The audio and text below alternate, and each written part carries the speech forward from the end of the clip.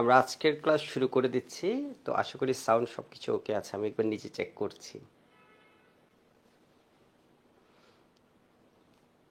তো আজকে আমরা আছি লেকচার 9-এ। 8 নাম্বার ক্লাস পর্যন্ত যারা শেষ করে ফেলেছো এবং আজকের ক্লাসে আসছো, তো সামনেও দেখবা প্রত্যেকটা টপিক অনেক ইন্টারেস্টিং। মানে আর আমি এমনভাবে পড়াবো, দেখবা হচ্ছে অনেক ডিটেল, তুমি মানে খুব সুন্দরভাবে জিনিসগুলো জানতে পারবা এবং পরীক্ষায় যে কোনো ধরনের প্রশ্ন আসলে তুমি অ্যান্সার করতে পারবা। তো আমি দেখি আমার রেকর্ডটা শুরু হয়েছে কিনা। হ্যাঁ, শুরু হয়েছে।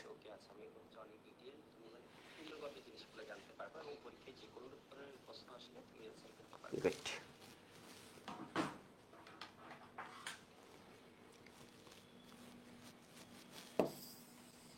আমরা আছি গুণগত রসায়ন চ্যাপ্টারে, আর আমাদের লেকচার নাম্বার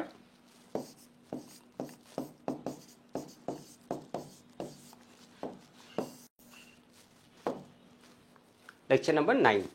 ঠিক আছে, তো আজকে আমাদের টপিক হচ্ছে সোডিঞ্জার ওয়েভ ইকুয়েশন। লাস্ট ক্লাসে আমরা দেখেছিলাম হাইজেনবার্গ আনসার্টেনটি প্রিন্সিপাল, আর আজকে আমরা দেখব হচ্ছে সোডিঞ্জার ওয়েভ ইকুয়েশন।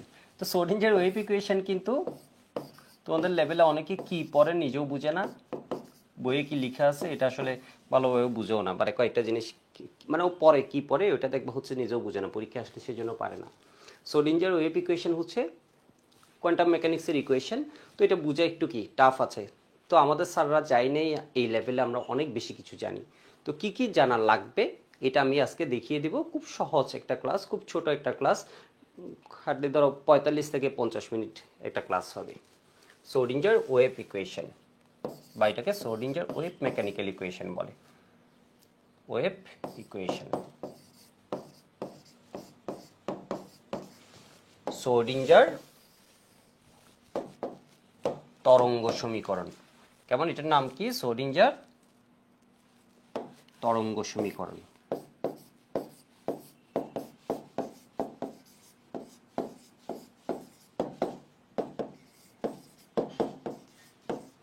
একদম আস্তে আস্তে প্রত্যেকটা টপিক বুঝাবো, ঠিক আছে? সোডিঞ্জার তরঙ্গ সমীকরণ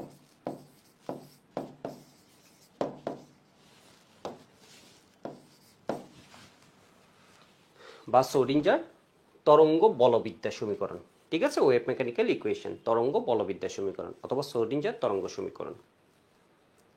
তো এই টপিক থেকে আমি যদি তোমাকে বলি এখান থেকে কি প্রশ্ন আসবে, এখান থেকে সিকিউ আসে না, এখান থেকে আসে কি ক নাম্বার কোয়েশ্চেন আসে।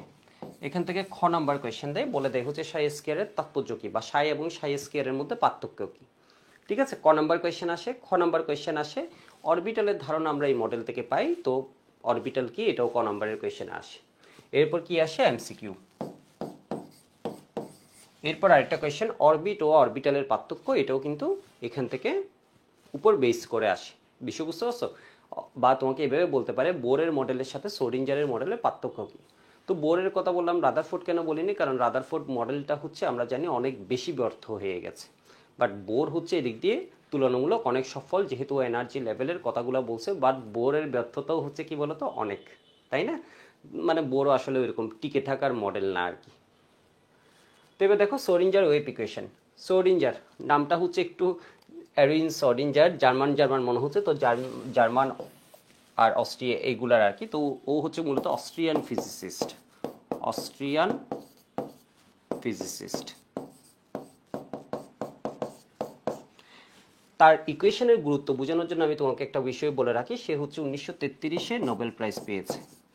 তো বুঝতেই পারছো মানে তার ইকুয়েশনের আসলে গুরুত্ব এবং তার গুরুত্ব। তো সোডিঞ্জার মডেলটা একটু আমাকে বলো তো, এটা হচ্ছে সোডিঞ্জার যে ওয়েভ ইকুয়েশনটা আছে, এটা কি তরঙ্গ ধর্ম প্রকাশ করে নাকি কণা ধর্ম প্রকাশ করে? আমরা বোর মডেলে দেখেছিলাম, বোর অ্যাটমিক মডেলে আমরা দেখেছিলাম পরমাণুর কোন ধর্মের কথা বলা আছে বলো তো? কণা ধর্মের কথা বলা আছে। আর পরবর্তীতে ডি ব্রগলি বা হাইজেনবার্গ এখানে এসে আমরা দেখেছি একটা ইলেকট্রনের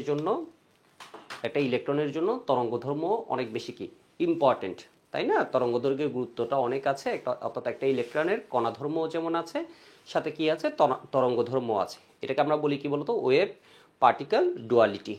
ঠিক আছে, কণা ও তরঙ্গ দ্বৈত ধর্ম। তো আমি কথা বাড়াবো না, আমি একদম টু দ্য পয়েন্ট তোমাদের সবকিছু বোঝানোর চেষ্টা করব। এই টপিক নিয়ে আমি তোমাদের একটু বইয়ে দেখিয়ে আসি হাজারি স্যারের বইয়ে কি লিখেছে। হাজারি স্যারের বইয়ে আমি আছি পেজ নাম্বার 103। তো একদম যারা নতুন বই কিনেছো তারা পেজ নাম্বার বা যাদের পুরনো বই আছে 101 থেকে 104-এর মধ্যে এই টপিকটা পাবা। সোডিঞ্জারের তরঙ্গ সমীকরণ, Schrödinger wave mechanics equation, Schrödinger wave mechanics equation. আমি গুহু স্যারের বইয়ে কি আছে ওইটাও দেখিয়ে দিব, ঠিক আছে। Wave mechanics equation. তো এখানে বলছে কি, বোর পরমাণু মডেল, হাইজেনবার্গের অনিশ্চয়তা নীতি, ডি ব্রগলির ইলেকট্রনের কণা ও তরঙ্গ দ্বৈত ধর্মের দ্বিতীয় প্রকৃতির সম্পর্ক, ইলেকট্রনের শক্তি স্তরের ধারণা দ্বারা বর্ণালীর ব্যাখ্যা নিখুঁতভাবে দিতে পারে না। অর্থাৎ এটা এক ইলেকট্রন বিশিষ্ট যারা আছে ওদের জন্য বর্ণালী ব্যাখ্যা দিতে পারে, কিন্তু এক ইলেকট্রনের বেশি থাকলে তখন বর্ণালী কি হবে বা স্পেকট্রাম কি হবে এটার ব্যাখ্যা দিতে পারে না। এই তিনটি বিষয়কে গণ্য করে 1926 খ্রিস্টাব্দে এডুইন সোডিঞ্জার পরমাণুর তরঙ্গ বলবিদ্যা মডেল প্রস্তাব করেন। এই মডেলে সোডিঞ্জার কি করছে, সোডিঞ্জার ইলেকট্রনকে একই সাথে তরঙ্গ এবং কণা, ঠিক আছে, উভয় বা দ্বিতীয় প্রকৃতিযুক্ত প্রস্তাব করেন।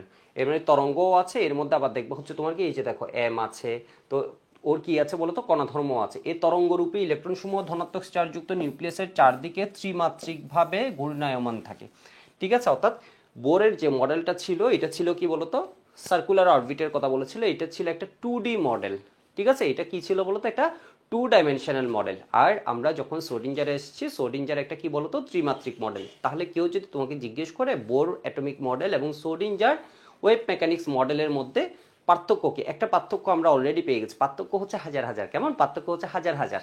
তো একটা পার্থক্য আমরা অলরেডি পেয়ে গেছি আমাদের টপিকের শুরুর লাইনে, এটা হচ্ছে বোর মডেলটা 2D আর এটা কি বলতো 3D, একটা ত্রিমাত্রিক মডেল। এক্স ওয়াই জেড 3 অক্ষের কথা এখানে আছে। তরঙ্গরূপী ইলেকট্রনের সুষ্ঠুভাবে ব্যাখ্যার জন্য সোডিঞ্জার একটি ত্রিমাত্রিক এক্স ওয়াই জেড তরঙ্গ গতীয় সমীকরণ উপস্থাপন করেন, যা সোডিঞ্জারের তরঙ্গ সমীকরণ নামে পরিচিত। বুয়েটে এর আগে যে কোয়েশ্চেনটা আসছে এটা হচ্ছে সোডিঞ্জারের সমীকরণ লিখো যেখানে রাশিসমূহ প্রচলিত অর্থ বহন করে, ঠিক আছে। এর মানে সোডিঞ্জারের সমীকরণ যখন লিখবা প্রত্যেকটা রাশির তোমার কি দিতে হবে, পরিচয় দিতে হবে। তো আমি একটু বইয়ে দেখিয়ে আসি। বইয়ে হচ্ছে জাস্ট হাফ পেজের চেয়ে একটু বেশি আছে, ঠিক আছে। এটা হচ্ছে হাফ পেজ, এর চেয়ে দেখবা হচ্ছে কি এখানে জাস্ট একটা লাইন বেশি আছে, ঠিক আছে। হাফ পেজের চেয়ে এইটুকু একটু বেশি আছে, মানে বুঝতে পারছো কতটুকু। আবার গুহু স্যারের বইয়ে ইকুয়েশনটার একটা প্রমাণ দেখিয়েছে, আমরা প্রমাণ করব, বিষয় বুঝতে পারছো। আবার হাজারি স্যারের থিওরি যেটা লিখেছে যথেষ্ট ভালো লিখেছে, এখানে আইগেন ভ্যালু আইগেন ফাংশনের কথা বলেছে, গুহু স্যারের বইয়ে এই কথাগুলো নেই। তো আমরা দুইটা বইকে এক করে নিয়ে পড়বো। তো আমাদের যেটা লাগবে সোডিঞ্জারের তরঙ্গ সমীকরণ থেকে প্রথমত লাগবে হচ্ছে সোডিঞ্জারের তরঙ্গ সমীকরণ কোনটা, ঠিক আছে। সোডিঞ্জারের তরঙ্গ সমীকরণ কোনটা, তো আমি একটু লিখে ফেলি। সোডিঞ্জারের তরঙ্গ সমীকরণ হচ্ছে ডেল স্কয়ার সাই, ঠিক আছে, del square psi by del x square plus del square psi by del Y square plus del square psi by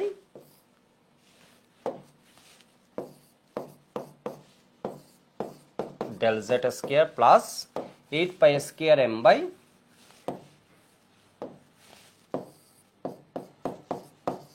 m by H square E minus V psi equal কত 0, ঠিক আছে। একটু আমার সাথে মুখে বলবা ডেল স্কয়ার সাই, এই যে একটা দেখছি দেখো তো, এটারে কি বলে, এটারে বলা হয় সাই। বাংলায় পড়বা কেমনে, সাই, ঠিক আছে। ইংলিশে কি এরকম সাই, অথবা লেখা হয় কিরকম পিএসআই, পিটা তো আর পড়া হয় না, ঠিক আছে। তাহলে কি হবে বলো তো, সাই। তো এটাকে কি পড়বা, psi. Del square psi by del x square plus মুখে বলো del square psi by del x square plus del square psi by del Y square plus del square psi by del Z square plus 8 pi square M by H square E minus V psi equal 0। এটা কিন্তু বলতে হবে, আমি কেমনে বলে ফেলছি কারণ এটা আমি ধরো কয়েক হাজার বিষয় বুঝতে পারছো।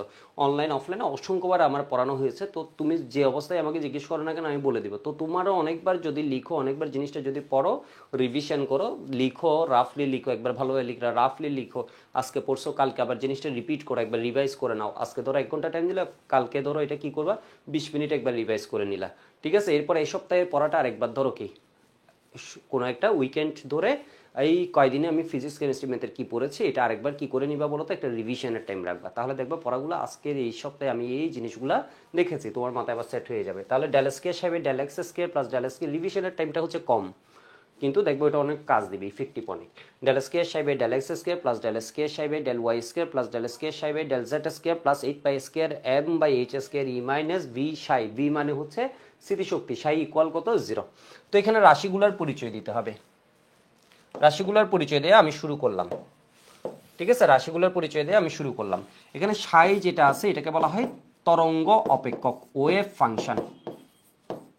বাংলায় করলে কি দাঁড়ায়? তরঙ্গ অপেক্ষক। এটার ইংলিশটাই হচ্ছে প্রচলিত, এগুলোর আসলে বাংলা করার দরকার হয় না। ঠিক আছে, তো এটার কলেজে যখন যাবে বা যে কোনো জায়গায় দেখবে এটাকে কি বলে? Wave function.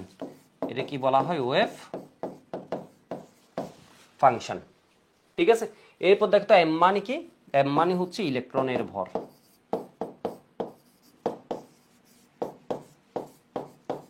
ইলেকট্রনের ভর রাশিগুলোর পরিচয় দিতে বলেছে। ঠিক আছে, এইচ মানে কি? Planck constant.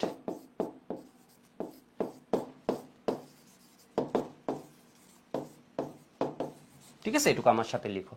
ই মানে কি? ই মানে হচ্ছে মোট শক্তি। কেমন? ই মানে কি? ই মানে হচ্ছে মোট শক্তি।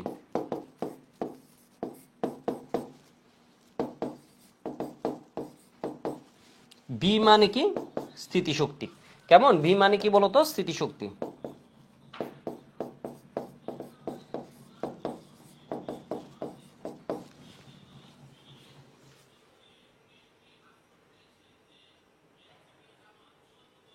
ঠিক আছে, বি মানে কি বলতো? স্থিতিশক্তি, ইলেকট্রনের স্থিতিশক্তি। তো এখন অনেক ভালো স্টুডেন্ট যারা আছো, যারা একটু কোয়েশ্চেন করতে পছন্দ করে, ওরা বলবা হচ্ছে ভাই খুব ভালো কথা, এই কোয়েশ্চেনে মোট শক্তি আছে, স্থিতিশক্তি আছে, গতিশক্তি কই? তাই না? অনেকের মাথায় এটা ঘুরবে।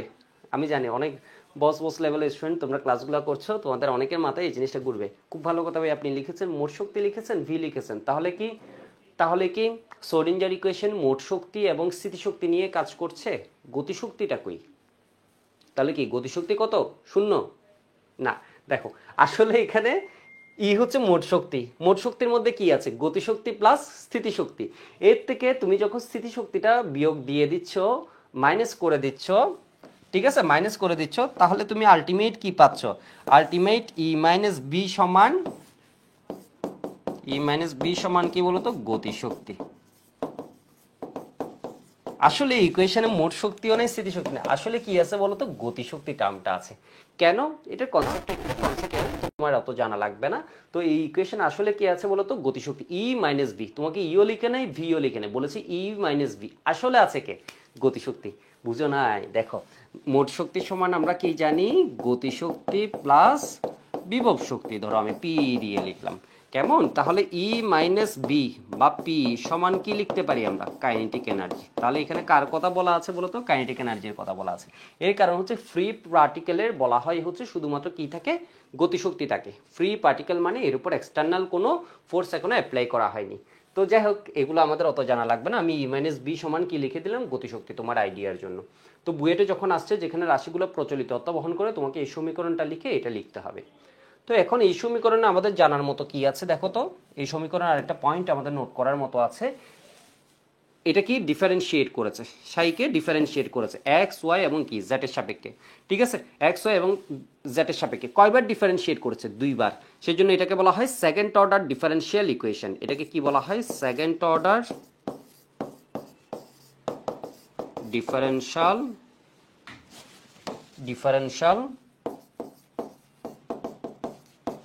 ইকুয়েশন। যারা বুয়েট সিকেরুয়েটে যাবা বা ঢাকা ভার্সিটিরও বেশ অনেকগুলো সাবজেক্টেই তোমার কি পড়তে হবে বলতো? সেকেন্ড অর্ডার ডিফারেন্সিয়াল ইকুয়েশন জানতে হবে। আর যারা পরবর্তীতে মেডিকেল টার্গেট নিয়ে আগাবে, তাদের আর এই জিনিস জানা লাগবে না। ঠিক আছে, ওই সময় গিয়ে দেখবা হচ্ছে কি সেকেন্ড অর্ডার মানে ডিফারেন্সিয়াল ইকুয়েশন বুয়েট সিকেরুয়েট সব জায়গায় কি করা হচ্ছে? সলভ করা হচ্ছে সেকেন্ড অর্ডার ডিফারেন্সিয়াল ইকুয়েশন। এটাকে বাংলায় কি বলে? দ্বিতীয় অন্তরক সমীকরণ। তাহলে তোমাকে যদি জিজ্ঞেস করে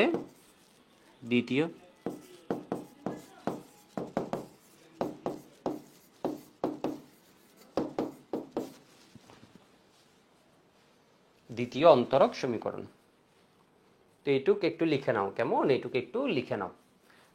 যারা সময়ের মধ্যে লিখতে পারবে না, এই জায়গায় পজ দিয়ে, যেহেতু এটা ইউটিউবে যাচ্ছে ক্লাসটা, পজ দিয়ে এই অংশটা লিখে নিবা। ঠিক আছে, এই অংশটা লিখে নিবা।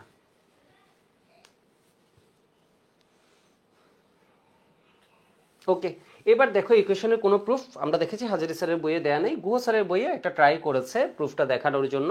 তো আমরা স্ট্যান্ডিং ওয়েভ ধরে নিয়ে, অর্থাৎ আমি একটা ইকুয়েশন ধরে নিচ্ছি, এই প্রমাণ কি লাগবে? ঠিক আছে, আমরা একটা ওয়ে দিয়ে করছি, যদিও তোমরা যখন বুয়েটে যাবে এভাবে করবা না। ঠিক আছে, আমরা জাস্ট একটা সহজ ওয়ে দিয়ে তোমাদের জিনিসটা দেখানোর চেষ্টা করছি। সাই ইকুয়াল কি এ সাইন 2 পাই বাই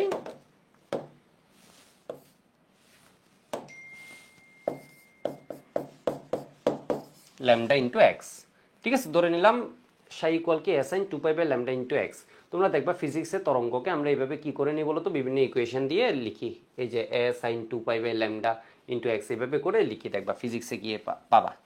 তো এটাকে যদি আমরা এক্স এর সাপেক্ষে ডিফারেন্সিয়েট করে দিই,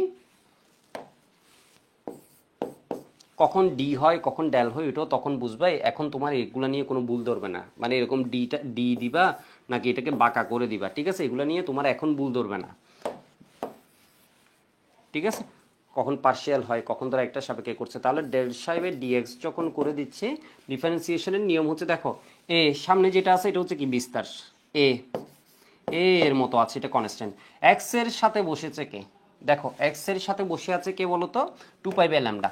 এক্স এর সাথে যারা বসে থাকে ওরা সব বাইর হয়ে যাবে। দেখো এক্স এর সাথে কি হয়ে গেল বলতো, ডিফারেন্সিয়েট করলে বাইর হয়ে গেল। এবার সাইন কি হয়ে যায়, ডিফারেন্সিয়েট করলে কস হয়ে যায়। সাইনের পরে যেটা আছে ওইটা থাকবে বরাবর, ওর সাথে একবার কি হয়েছে কনস্ট্যান্ট যেটা ওটা সামনে এসে যাবে, এক্স এর সাথে আবার কি সাইনের পর যা আছে হুবহু বসে। সাইন কিছু একটাকে ডিফারেন্সিয়েট করলে কস কিছু একটা পাবা। সাইন কিছু একটার ভিতর যদি কোনো কনস্ট্যান্ট থেকে যায়, এখন অনেকে চিন্তা করছো কনস্ট্যান্ট কি, 2 কনস্ট্যান্ট পাই কনস্ট্যান্ট, এরপর কি বলতো ল্যামডা কনস্ট্যান্ট। ঠিক আছে, 2 পাই বাই ল্যামডা যখন তুমি এক্স এর সাপেক্ষে করছো বাকিটা কি কনস্ট্যান্ট, 2 পাই বাই ল্যামডা সামনে এসে গেল। এইবার কয়বার ডিফারেন্সিয়েট করতে হবে, আমার সমীকরণ বলছে 2বার ডিফারেন্সিয়েট করতে হবে। সেকেন্ড অর্ডার ডিফারেন্সিয়াল ইকুয়েশন আমি ডিফারেন্সিয়েট কয়বার করবা, 2বার করবা। ঠিক আছে, তাহলে এবার কি হবে বলতো, ডেল সাই বাই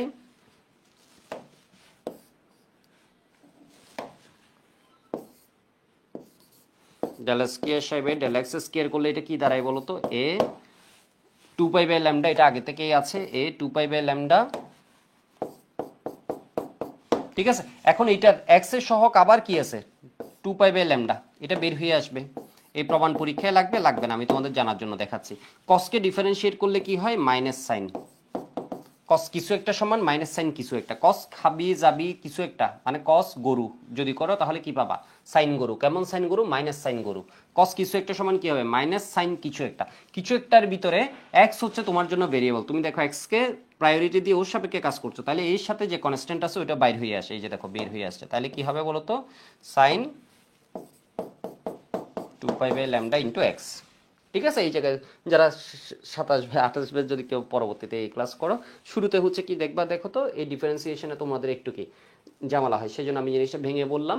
এর কারণ হচ্ছে আবার যখন যারা ম্যাথের ডিফারেন্সিয়েশন পড়ে আসছো ওদের জন্য হচ্ছে যখন পড়বা তখন দেখবে এটা কি কিছু না, এটা পানি পানি, মানে এটা কিছুই না। তাহলে এবার কি হবে দেখো তো, মাইনাস কত কঠিন কঠিন ডিফারেন্সিয়েশন তোমরা করে ফেলবা। তাহলে এটা কি আসে বলো তো, 4 pi square by lambda square sine 2 pi by lambda equal to x. এবার আমি একটা কাজ করলাম, কাজটা কি দেখো তো, A sine 2 pi by lambda. ঠিক আছে, A sine 2 pi by lambda এটা সমান সমান আমরা কি জানি, A sine 2 pi by lambda সমান আমরা কি জানি বলো তো, 60। তাহলে আমি এখানে কি লিখছি দেখো তো,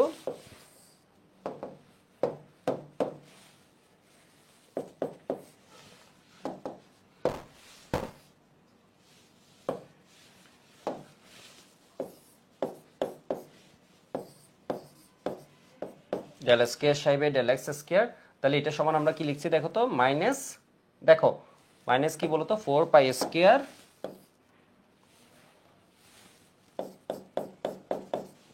বাই ল্যামডা স্কয়ার, এটাকে কি লিখে দিলাম 60। কেন বুঝছো তো, A sine 2 pi by lambda X, A sine 2 pi by lambda X সমান আমরা কি ধরে নিয়েছি, 60। ঠিক আছে 60।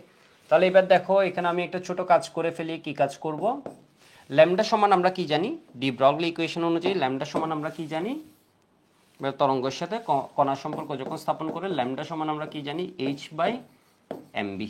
ঠিক আছে, এইচ বাই এমবি। তাহলে আমি এটা এখানে বসিয়ে দিচ্ছি, তাহলে কি দাঁড়ায়,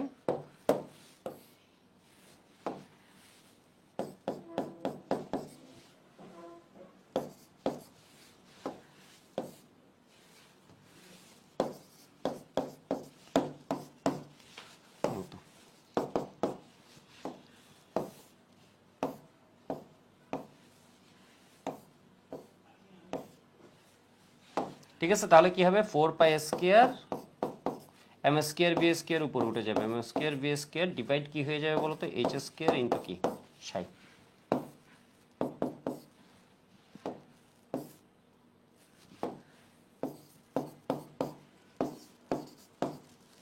তাহলে এটারে যদি এদিকে নিয়ে আসি কি দাঁড়ায়,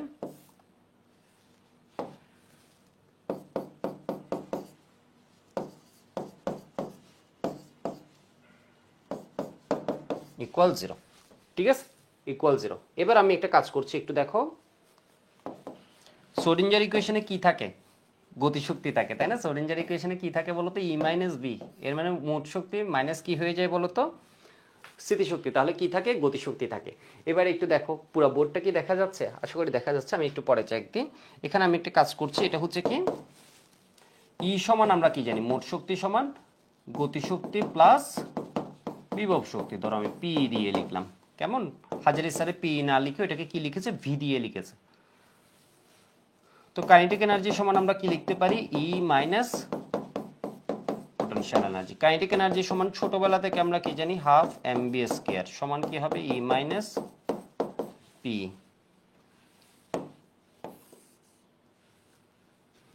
তাহলে এবার দেখো তো, ভি স্কয়ার সমান আমরা কি লিখতে পারি, 2 বাই এম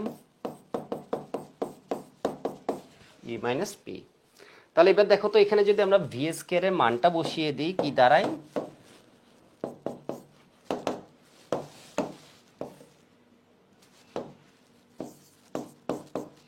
পরীক্ষার পূর্ব রাতে প্রমাণ পড়তে পড়তে জান দিয়ে দাও, পরীক্ষায় কোনো লাভ নেই, কারণ এই প্রমাণ আসবে না। বুঝতে পারছো? এটা এমনি তোমাদের মানসিক শান্তির জন্য আমি দেখিয়েছি, বেসিকের জন্য তোমার দেখিয়েছি, এর মানে জিনিসটা এইভাবে আনা যায়। ঠিক আছে, যদি হচ্ছে এটা মানে একটা মানে সহজে দেখানো হয়ে। তাহলে দেখো তো, ভিএসকে সমান আমরা কি লিখতে পারি, 2 by m E minus P psi equal কি 0। ঠিক আছে, ছোট করে নিই একটু।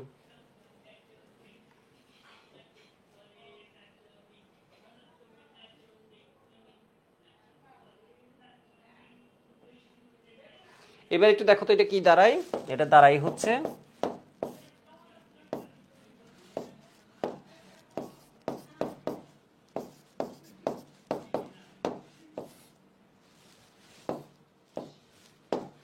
তাহলে এটা কত হয়ে যাবে, 2 এসে 8 পাই স্কয়ার, এটা আছে এম, নিচে আছে কি বলতো এম স্কয়ার, নিচে আছে কি এম, এটার সাথে স্কয়ার চলে গেল, তাহলে থাকে কি বলতো, উপরে থাকে এম।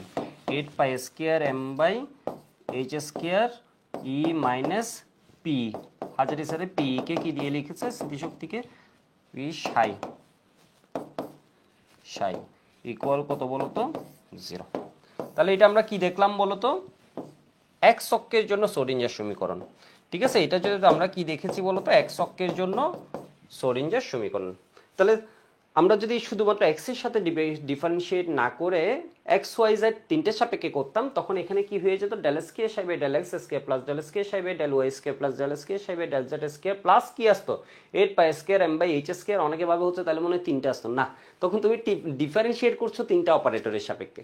ঠিক আছে, এক্স ওয়াই জেড মানে তিনটা ভেরিয়েবলের সাপেক্ষে, অপারেটর বলছে তিনটা ভেরিয়েবলের সাপেক্ষে করে ফাইনালি কি আসতো, ডেল এস কে সাইবে del x square plus del এস কে সাইবে del Y square plus del এস কে সাইবে del Z square plus 8 pi square M by H square E minus P সেই ইকুয়াল কত, 0। হাজারি স্যারের বই এই যে দেখো, ই মাইনাস পি না লিখে স্থিতিশক্তিকে কি দিয়ে লিখেছে, ভি দিয়ে লিখেছে। তো আমিও এখানে বইয়ের মতো করে ভি দিয়ে লিখেছি, আবার প্রমাণে কি লিখেছে, পি, যেটা বোঝার সুবিধা হয়। পি লিখো বি লিখো, এটা তোমার ইচ্ছে। তো এইটুক পজ দিয়ে এটা লিখে নিবা। আমি একটু দেখি পুরো স্ক্রিনটা আসছে কিনা।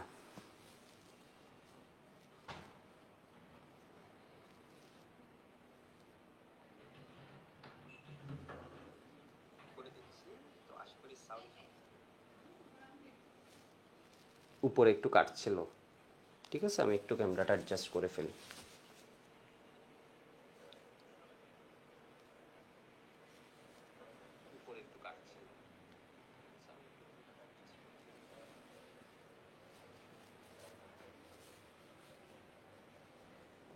ওকে, আজকে নতুন সেটআপে, নতুন বাসায় নতুন সেটআপে ক্লাস নিচ্ছি। আগের সেটআপের চেয়ে একটু ভিন্ন, স্টুডিওটা একটু চেঞ্জ হয়েছে। তো আমরা শুরু করি।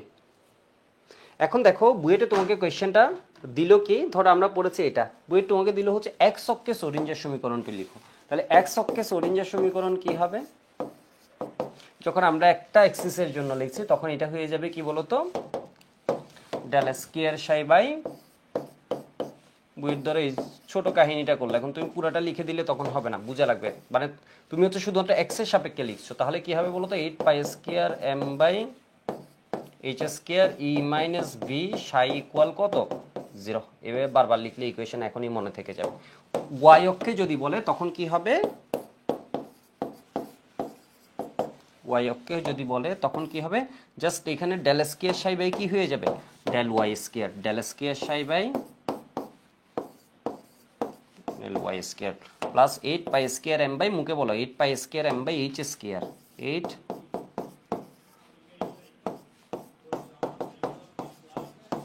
বি সাই ইকুয়াল কত, 0। জেড অক্ষে কি হবে,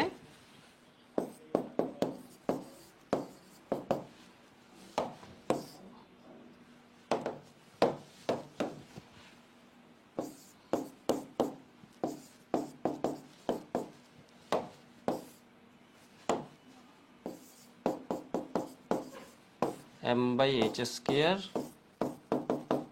বি সাই ইকুয়াল 0।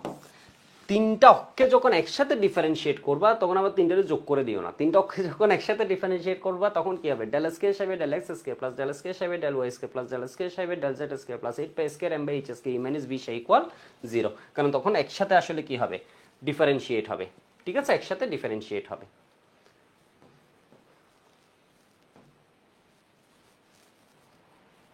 এবার তোমরা আমাকে একটু বলো, ধরো আমরা ইকুয়েশনটা পড়লাম, ঠিক আছে, ইকুয়েশনটা পড়লাম, এই যে ইকুয়েশনটা আছে, এই ইকুয়েশনটা সলভ করলে কিসের মান পাওয়া যায়, দেখো বলছে এটি একটি কি দ্বিতীয় অন্তরক সমীকরণ। এর মধ্যে এম হচ্ছে কি ইলেকট্রনের ভর, ই হচ্ছে ইলেকট্রনের মোট শক্তি, বি হচ্ছে ত্রিমাত্রিক এক্স ওয়াই জেড কোনো বিন্দুতে ইলেকট্রনের কি স্থিতিশক্তি, স্থিতিশক্তি সমান এখানে কি লিখেছে জেড ই স্কয়ার বাই, ইলেকট্রনের স্থিতিশক্তি কি হবে minus Z E square by R. কেমন, ইলেকট্রনের স্থিতিশক্তি কত, minus Z E square by R. আমরা যখন পড়েছি তখন আমরা দেখেছিলাম 1/4 pi epsilon naught Z E square by R. তো এটা কেন লিখেছে, এর কারণে হাজারি স্যারে লিখেছে এটা কি হিসেবে বলতো, সিজিএস সিস্টেমে। এসআই ইউনিটে এটা কি হয়ে যাবে, এসআই ইউনিটে এটা হবে 1/4 pi epsilon naught Z E square divide কি বলতো আর, ঠিক আছে, 1/4 pi epsilon naught Z is minus 1/4 pi epsilon not into কি বলতো জেড ই স্কয়ার বাই আর। এবার একটু দেখো, এইচ হচ্ছে প্লাঙ্কের ধ্রুবক, সাই সাই সাই কি বলছে, নিউক্লিয়াসের চতুর্দিকে ত্রিমাত্রিক বিভিন্ন স্থানে ইলেকট্রনের তরঙ্গের বিস্তৃতি বা ফাংশন বুঝায়। তাহলে সাই কি বলতো, সাই দিয়ে বুঝাচ্ছে কি তরঙ্গের বিস্তৃতি বা ফাংশন। একটু পর আমরা একটা কথা শুনবো, সাইয়ের কোনো ভৌত তাৎপর্য নাই। এক্স ওয়াই জেড নিউক্লিয়াস ত্রিমাত্রিক জ্যামিতিক তিনটি পরস্পরের সমকোণে অবস্থিত অক্ষয়ের, মানে এক্স ওয়াই জেড হচ্ছে কি বলতো তিনটা অক্ষ বুঝিয়েছে।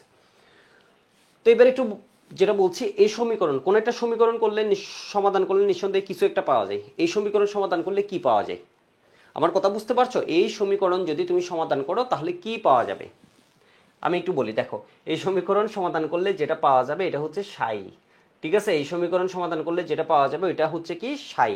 সাইকে কি বলা হয়, ওয়েভ ইকুয়েশন, এটাকে কি বলা হচ্ছে ওয়েভ ইকুয়েশন। এটা সমাধান করলে কি পাওয়া যাবে, এটা থেকে পাওয়া যাবে হচ্ছে সাই। সাইকে কি বলে, ওয়েভ ফাংশন। সাইকে কি বলে, মুখে বলো ওয়েভ ফাংশন।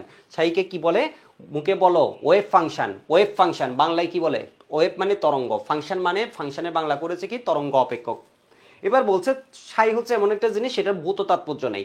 সব স্যার, গুহ স্যার, হাজারি স্যার, দুনিয়ার যত স্যার আছে সবাই, যত স্যারের বই আছে সবাই একই রকম, বাংলাদেশে এবং দেশের বাইরে যত বই আছে সবাই একই কথা বলেছে, সাইয়ের কোনো ভৌত তাৎপর্য নেই। ভৌত তাৎপর্য জিনিসটা কি, ভৌত তাৎপর্য হচ্ছে যেমন ধরো আমি তোমাদের ক্লাস নিচ্ছি, এটার একটা ভৌত তাৎপর্য আছে, যেমন আমি ক্লাসটা নেয়ার ফলে কি হয়েছে, তুমি এমনি ধরো পাত্তা, এখন জিনিসটা কি হয়ে গেছে তোমাকে আমি একবার বলে দেওয়ার পর তোমার জন্য জিনিসটা একবার গুছিয়ে এসে গেছে, তোমার জন্য এই জিনিসটা পড়া একটু সহজ হয়ে গেছে। তুমি আরো খুঁটিনাটি কয়েকটা বিষয় আমি তোমার চোখের সামনে এনে দিলাম, তাই না, তুমি নিজে পড়লে তো এমন না যে সোডিঞ্জার ইকুয়েশন তুমি নিজে পারতা না, এরকম কিছু না, বাট আমি এখন বলে দিলাম এই বইয়ে এটা আছে, এখান থেকে ক নম্বর কোয়েশ্চেন আসে, এমসিকিউ আসে, সিকিউ আসে না, প্রমাণ পরীক্ষায় লাগবে না, এই জিনিসগুলো বলাই তোমাকে একটু ইনস্ট্রাকশন দিয়ে দিলাম, তোমাকে একটু গাইডলাইন দিয়ে দিলাম। তো এটার একটা ভৌত তাৎপর্য আছে আজকের ক্লাসে, কিন্তু এই সমীকরণ সমাধান করে তুমি যে সাই পাবা এর কোনো তাৎপর্য নাই। তাৎপর্য মানে এই জিনিসের ফিল করতে পারছো না, তুমি বাস্তবে কি কাজ করছো এটা কি করতে পারছো না, ফিল করতে পারছো না। যখন আমরা হাইজেনবার্গ আনসার্টেনটি প্রিন্সিপাল পড়েছিলাম তখন আমি তোমাদের অসাধারণ একটা জিনিস বলেছিলাম del x into del p greater or equal h by 4 pi. এটার ভৌত তাৎপর্য কি? তখন বলেছিলাম একটা ইলেকট্রনকে যখন দেখার জন্য তুমি এক্স রে বা গামা রে মারো, যেই ওর পজিশন ওরে খুঁজে পাইছো, ওরে ধরছো, সাথে সাথে কি হবে, যেই ওর পজিশন খুঁজে পাইছো সাথে সাথে ওইটার ধাক্কায় ওর কি হয়ে যাবে, ভরবেগ চেঞ্জ হয়ে যাবে। এটা হচ্ছে ফিজিক্যাল সিগনিফিকেন্স, মানে সিস্টেমটা বাস্তবে কি কাজ করে। তো সাইয়ের কিনে কোনো ফিজিক্যাল সিগনিফিকেন্স নাই। সেই জন্য ফিজিসিস্ট বা কেমিস্ট্রি মিলে আরেকটা টার্ম বা কোয়ান্টাম মেকানিক্স নিয়ে যারা কাজ করে ওরা আরেকটা টার্ম বের করেছে, এটা হচ্ছে সাইয়ের স্কয়ার। তোর কোনো তাৎপর্য নেই, ওর স্কয়ারের একটা তাৎপর্য আছে। ওর স্কয়ারের তাৎপর্য কি বলছে? Probability of finding electron in a region of speech. কোন একটা নির্দিষ্ট জায়গায় ইলেকট্রন পাওয়ার সম্ভাবনা, নির্দিষ্ট অঞ্চলে ইলেকট্রন পাওয়ার সম্ভাবনা, এটাকে কি বলা হয় বলতো? এটাকে বলা হয় অরবিটাল। ঠিক আছে, অর্থাৎ সাইয়ের মতো তাৎপর্য নাই, কিন্তু এটাকে স্কয়ার করে দিলে কি পাওয়া যায়? সাই স্কয়ার পাওয়া যায়। বিষয় বুঝতে পারছো? এটাকে স্কয়ার করে দিলে কি পাওয়া যায়? সাই স্কয়ার পাওয়া যায়। আরো একটা মজার বিষয় বলি, এই ওয়েভ ইকুয়েশনটা যে আছে শ্রোডিঞ্জার ওয়েভ ইকুয়েশন, এখান থেকে তুমি অরবিটাল পর্যন্ত পৌঁছে যেতে পারবা। অর্থাৎ শ্রোডিঞ্জার ওয়েভ ইকুয়েশন সমাধান করে বা ওয়েভ ইকুয়েশনের কনসেপ্ট থেকে তুমি কোন জায়গায় যেতে পারবা? অরবিটাল পর্যন্ত পৌঁছে যেতে পারবা, অরবিটালের ধারণা পারবা, অরবিটাল পর্যন্ত পৌঁছে যেতে পারবা। সাথে আমরা এরপরে টপিকটা পড়বো, এটা হচ্ছে কি বলতো? কোয়ান্টাম সংখ্যা। ঠিক আছে, কোয়ান্টাম সংখ্যা কয়টা কেউ যদি শুনে থাকো, কোয়ান্টাম সংখ্যা হচ্ছে কয়টা বলতো? 4টা আমরা পড়বো। প্রধান কোয়ান্টাম সংখ্যা, সহকারী বা এজিমুথাল কোয়ান্টাম সংখ্যা, স্পিন কোয়ান্টাম, ম্যাগনেটিক কোয়ান্টাম সংখ্যা, এরপরে কি বলতো? স্পিন কোয়ান্টাম সংখ্যা। এর মধ্যে প্রথম 3টা কোয়ান্টাম সংখ্যা লাগে হচ্ছে অরবিটালের জন্য। এই 3টা কোয়ান্টাম সংখ্যার সলভ কিন্তু এই ওয়েভ ইকুয়েশন থেকে পাওয়া যায়। প্রধান কোয়ান্টাম সংখ্যা, সহকারী কোয়ান্টাম সংখ্যা, চৌম্বকীয় কোয়ান্টাম সংখ্যা। অর্থাৎ এই ওয়েভ ইকুয়েশন থেকে যেমন সাই পাই, এর মধ্যে যে সলভ আসে এখান থেকে আমরা কি কার সাথে মিলাতে পারি? প্রধান কোয়ান্টাম সংখ্যা এন, এরপরে এল, এরপরে এম, 3টা কোয়ান্টাম সংখ্যা পাই। আবার 4টাটা বানাই দিও না, স্পিন কোয়ান্টাম সংখ্যা বলে দিও না, তাহলে কি হবে বলতো? প্রধান কোয়ান্টাম সংখ্যা, সহকারী কোয়ান্টাম সংখ্যা, আরেকটা হচ্ছে কি বলতো? চুম্বকীয় কোয়ান্টাম সংখ্যা। কেমন? আশা করি বুঝতে পারছো। এবার দেখো আমাদের স্যার কি বলছেন, হাজারি স্যার কি বলছেন দেখো। তাহলে সাইয়ের কোনো তাৎপর্য আছে? ভৌত তাৎপর্য আছে পরীক্ষা আসলে? না, নেই। তাহলে কার আছে? সাই স্কয়ার আছে, সাই স্কয়ারের আছে। তাহলে সাইয়ের যদি সাই ভৌত তাৎপর্য নাই মানে ফিজিক্যাল সিগনিফিকেন্স, ফিজিক্যালি ওর সাথে তুমি মিলাতে পারছো না কোনো কিছু। বিষয় বুঝতে পারছো? ওর সাথে কোনো কিছুর সম্পর্কটা স্থাপন করতে পারছো না। বাট সাই স্কয়ারের আছে। সাই স্কয়ারের তাৎপর্যটা কি? সাই স্কয়ারকে বলা হয় ইলেকট্রন পাওয়ার সম্ভাবনাময় অঞ্চল। ইলেকট্রন পাওয়ার সম্ভাবনাময় অঞ্চলকে বলা হয় কি? সাই স্কয়ার। ঠিক আছে, সাই স্কয়ার। যেমন আমি এখন তোমাদের ক্লাসটা নিচ্ছি চট্টগ্রামে, তাহলে আমাকে পাওয়ার সম্ভাবনাময় অঞ্চল কোনটা? চট্টগ্রাম। চট্টগ্রামের কি তুমি আমার সব জায়গায় পাবা? স্পেসিফিক না, একটা অঞ্চলের মধ্যে। তুমি এখন যদি বলো যে আমি এখন বাইরে কোনোভাবে খুঁজবো, দেখা করব, কাচ্চি খাবো ভাইয়ের কাছ থেকে, যাই হোক, তো এখন এটা চিন্তা করলে তুমি খুঁজবাটা কই? পুরো চিটাগাং এর মধ্যে তোমাকে কিন্তু খুঁজতে হবে, তাই না? পুরো চিটাগাং, স্পেসিফিক না। বোর বলেছে ইলেকট্রনটা এখানেই পাবা, বোর বলেছে কি ইলেকট্রনটা এখানেই পাবা, ওর অ্যাঙ্গুলার মোমেন্টাম এইটা। মারাত্মক ভুল করেছে, ইলেকট্রনকে এভাবে পিন পয়েন্ট করা যায় না। শ্রোডিঞ্জার বলছে কি ইলেকট্রনকে এখানেই পাবা না, এমনি আঙ্গুল দিয়ে দেখাতে পারবা না, আমাকে এখানেই পাবা, চট্টগ্রামের এখানেই পাবা, আঙ্গুল দিয়ে দেখাতে পারবা না, বাট বলবা হচ্ছে পুরো চট্টগ্রামের মধ্যে পাবা। তাহলে বোরের আরেকটা পার্থক্য আমরা কি পেলাম? বোর হচ্ছে কি করেছে, তোমার ইলেকট্রনকে কণা হিসেবেও চিহ্নিত করেছে এবং ওর পজিশন নির্দিষ্ট করেছেন। বোর কি করেছে? ইলেকট্রনের অবস্থান নির্দিষ্ট করেছে, বলেছে 0.53 এততে প্রথম শক্তিশালী হাইড্রোজেনের জন্য আমরা ওকে পাচ্ছি, অর্থাৎ পিন পয়েন্ট করেছে। শ্রোডিঞ্জার বলছেন না, ইলেকট্রনের অবস্থান পিন পয়েন্ট করা যাবে না। ইলেকট্রনকে কি করতে হবে বলতো? একটা নির্দিষ্ট রিজিয়ন বা একটা নির্দিষ্ট অঞ্চলে ইলেকট্রনকে পাওয়া যাবে। বিষয় বুঝতে পারছো? এরপর যেমন বোর যে বলেছিল ওর অবস্থান এটা, ওর ভরবেগ এটা, শ্রোডিঞ্জার এসে বললো যে মানে পাগলা এটা করা যাবে না, ওর অবস্থান এবং ভরবেগ এমনি কি করা যাবে না বলতো? নির্ণয় করা যাবে না। এই জিনিসটা যেমন আমাদের শ্রোডিঞ্জারও কি করে? স্যাটিসফাই করে। হাইজেনবার্গের কথাটাও কি হয়? শ্রোডিঞ্জার ইকুয়েশনের সাথে মিলে যায়। এবার তোমাদের একটা মজার বিষয় বলি, তোমরা ভাবছো শ্রোডিঞ্জার বস মানে ভয়ঙ্কর বস মানে বিশাল বস, মানে ওর কাছে সবকিছুর সমাধান পাবা। ও অবশ্যই বস, এখানে কোনো সন্দেহ নাই, ও অবশ্যই কি ভয়ঙ্কর বস, বলেই তো নোবেল প্রাইজ পেয়েছে। এরকম অসাধারণ একটা কি মডেল আবিষ্কার করেছে, তাই না? এরকম অসাধারণ একটা ইকুয়েশন দিয়েছে। এবার মজার বিষয় একটু বলে রাখি, শ্রোডিঞ্জার যে ইকুয়েশনটা দিয়েছে, শ্রোডিঞ্জার যে ইকুয়েশনটা দিয়েছে এটার অনেক কিছুর তাৎপর্য সে বের করতে পারেনি। তোমরা একটু আমাকে জানাও তো কেন বের করতে পারে নাই। অর্থাৎ শ্রোডিঞ্জার ইকুয়েশন থেকে আমরা যে বিভিন্ন রকম সিগনিফিকেন্স বা তাৎপর্যের কথা বলছি, এগুলো অনেকগুলো শ্রোডিঞ্জার নিজেই বের করতে পারে নাই। তোমরা আমাকে বলবা কেন বের করতে পারে নাই। ঠিক আছে, কেন বের করতে পারি না? অফলাইনে যখন জিজ্ঞেস করেছিলাম কেউ পারে নাই, অনলাইনে তোমরা এর আগেও যাদের জিজ্ঞেস করেছি ওরকম কেউই পারেনি। বিষয় বুঝতে পারছো? কারো কথা আমার মনে পড়ছে না এখন, আমি জানি না তোমাদেরকে কোয়েশ্চেনটা ছুড়ে দিলাম, ইউটিউবে যারা ক্লাস করছো এটুকু একটু উত্তর দিবা নিজেরা পারো কিনা। মানে সোডিঞ্জার বললাম হচ্ছে হি হিমসেলফ, ওর নিজে ওর ইকুয়েশন থেকে অনেকগুলা সিগনিফিকেন্ট টার্ম বা সিগনিফিকেন্স কনসেপ্ট ও বের করে আনতে পারেনি। কেন? খুব সুন্দর একটা কথা আছে, এটা হচ্ছে এর জন্য আরো কমপ্লেক্স ম্যাথমেটিক্সের দরকার ছিল। এর কারণ হচ্ছে এর জন্য আরো কমপ্লেক্স ম্যাথমেটিক্সের দরকার ছিল। পরে ম্যাক্স বর্ন নামে একজন আছে, বিষয় বুঝতে পারছো, আরো বিভিন্ন ফিজিসিস্ট এটা নিয়ে কাজ করে দেখলো হচ্ছে অসাধারণ জিনিস বের করে গেছে সোডিঞ্জার, মানে বের করে গেছে মানে সোডিঞ্জার তখন মরে নাই, বিষয় বুঝতে পারছো, বাট অসাধারণ একটা জিনিস বের করছে কে বলতো? সোডিঞ্জার। অর্থাৎ আরো ফিজিসিস্ট তখন এই ইকুয়েশনটা নিয়ে কাজ করেছে। এবার দেখো আমাদের এখানে কি বলছে, সোডিঞ্জারের দ্বিতীয় অন্তরক সমীকরণ সমাধান করে, খুব কঠিন কথা বলছে, এটা একটু পরে পড়ি, এটা একদম মাথা নষ্ট করে দিবে, ঠিক আছে? আমাদের প্রায় শেষ, এই যে দেখো প্রায় শেষ, ঠিক আছে? একটু দেখো এখানে একটা কথা বলছে,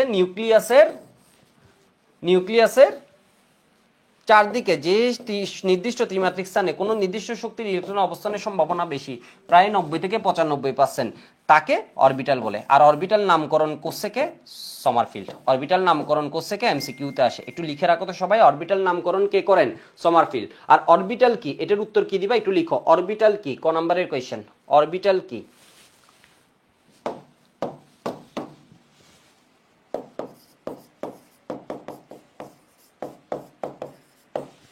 অরবিটাল কি?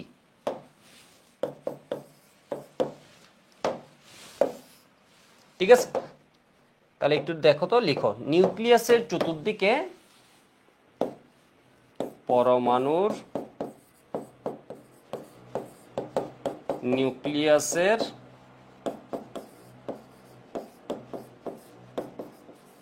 চতুর্দিকে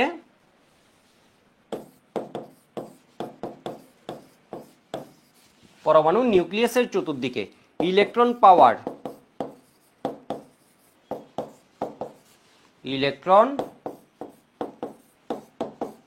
পাওয়ার সম্ভাবনাময় অঞ্চলকে, সম্ভাবনা তো কার কিসের কথা বলেছে? সম্ভাবনাময় অঞ্চলকে। কত পার্সেন্ট? 90 to 95% সম্ভাবনা আছে, প্রবাবিলিটি। সম্ভাবনাময় অঞ্চলকে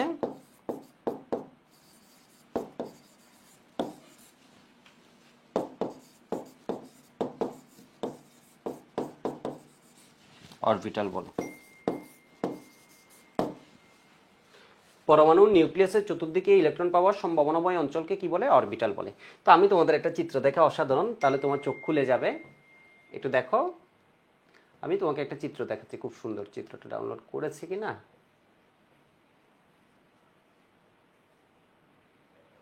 ওকে।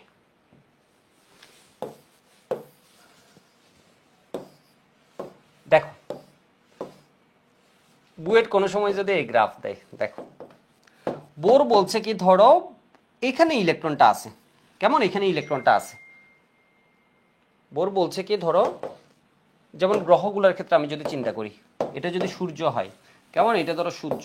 আগের পেজ যারা লিখো নাই একটু লিখে রাখো, আগের পেজ যারা লিখো নাই, এটা এটা এখন আমি বুঝাইনি, এটা একটু দেখো, এটা আমি অ্যাডভান্স, এটা হচ্ছে ফর অ্যাডভান্সড স্টুডেন্টস, এই জিনিসটা আমি বলছি, বুয়েট কোনো কালে যদি দেয়। হয়েছে? পজ দিয়ে লিখে রাখবা যারা লিখতে পারো না এখন। তাহলে দেখো তো, সূর্য যদি হয়, এরপর একটা গ্রহ যদি হয়, এটা ধরো পৃথিবী, আর্থ, ও পর মুহূর্তে কই যাবে? এদিকে যাবে। এরপর পর মুহূর্তে কই যাবে? এদিকে যাবে। এমনি করে করে ও ঘুরবে, ঠিক আছে? এমনি করে করে ধরো ইলেকট্রিক্যাল একটা পথে ও কি করছে? ঘুরছে, ঠিক আছে? ঘুরছে, এরপর মুহূর্তে এখানে, এরপর মুহূর্তে এখানে, এরপর মুহূর্তে এখানে, এরপর মুহূর্তে এখানে। এবার ধরো আমি আসি হচ্ছে কি, এটা ধরো নিউক্লিয়াস, এর পাশে ইলেকট্রন ঘুরছে, তাহলে ওর পর মুহূর্তেও কই থাকবে? এখানে থাকবে। এরপর মুহূর্তেও কই থাকবে? এখানে থাকবে। এরপর মুহূর্তে কই থাকবে? এখানে। এরকম হলে তার কোনো ভেজাল ছিল না। এরপর মুহূর্তেও কই থাকতে পারে? এখানে, এখানে, এখানে, এখানে, এখানে, এখানে, এখানে, এখানে, এখানে, এখানে, এখানে, এখানে। এরপর মুহূর্তেও কি, যে কোনো পয়েন্টে, যে কোনো পয়েন্টে, যে কোনো পয়েন্টে, যে কোনো পয়েন্টে, পর মুহূর্তেও কি থাকতে পারে? যে কোনো পয়েন্টে ও থাকতে পারে। তাহলে আমরা কি পেলাম বলতো? আমরা ইলেকট্রনের জন্য একটা নির্দিষ্ট অবস্থান পাইনি, বাট একটা নির্দিষ্ট অঞ্চল পেয়েছি, এই অঞ্চলের মধ্যে ও আছে। আর ইলেকট্রন পাওয়ার সম্ভাবনাময় অঞ্চল যেটা, এটাকে আমরা কি বলছি? রিজিয়ন, অঞ্চল, কিসের অঞ্চল? ইলেকট্রন পাওয়ার সম্ভাবনাময় অঞ্চল। কেমন? ইলেকট্রন পাওয়ার সম্ভাবনাময় অঞ্চল। ঠিক আছে, এই যে রিজিয়নটা, এটাকে আমরা কি বলছি? এটাকে আমরা কি নামে ডাকছি? অরবিটাল। এই নাম কে দিয়েছে? বিজ্ঞানী সমারফিল্ড। অরবিটাল। ঠিক আছে, রিজিয়ন। আশা করি বুঝতে পারছো। তাহলে পরমাণু নিউক্লিয়াসের চতুর্দিকে ইলেকট্রন পাওয়ার সম্ভাবনাময় অঞ্চলকে অরবিটাল বলে। দেখি এই গ্রাফটা আমি তোমাদের একটু বুঝাই। কেমন? এটা কঠিন। বলছে রেডিয়াল প্রবাবিলিটি, সহজ কথা হচ্ছে সম্ভাব্যতা। সম্ভাব্যতার সাথে সম্পর্কিত আমরা কোন শব্দ বলছি? সাই স্কয়ার। সাই স্কয়ার দিয়ে কি বুঝাই বলো তো? ইলেকট্রন পাওয়ার সম্ভাবনা। কেমন? একটু কঠিন। দেখো গ্রাফটা, এটা হচ্ছে ইলেকট্রন পাওয়ার সম্ভাবনা। আর এটা বলছে নিউক্লিয়াস থেকে ওর ডিস্টেন্স।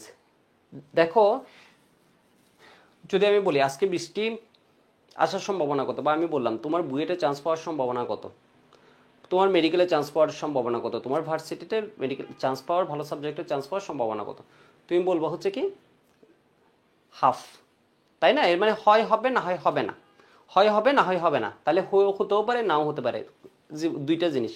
ঠিক আছে, তুমি কাউরে পাওয়ার সম্ভাবনা কত, এটাও কত বলো তো? হাফ। হয় বাবা, না হয় পাবা না, মানে ঘটনা ঘটার সম্ভাবনা হচ্ছে কি, মানে দুইটা অপশান।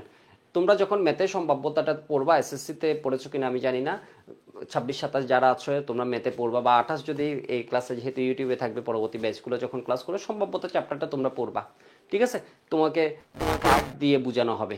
ঠিক আছে, 52টা তাস বা কার্ডকে তুমি যখন কি করবা, ডিস্ট্রিবিউট করবা, এর মধ্যে এ উঠার সম্ভাবনা কত বা কিং উঠার সম্ভাবনা কত, এইভাবে করে তোমাকে বুঝাবে।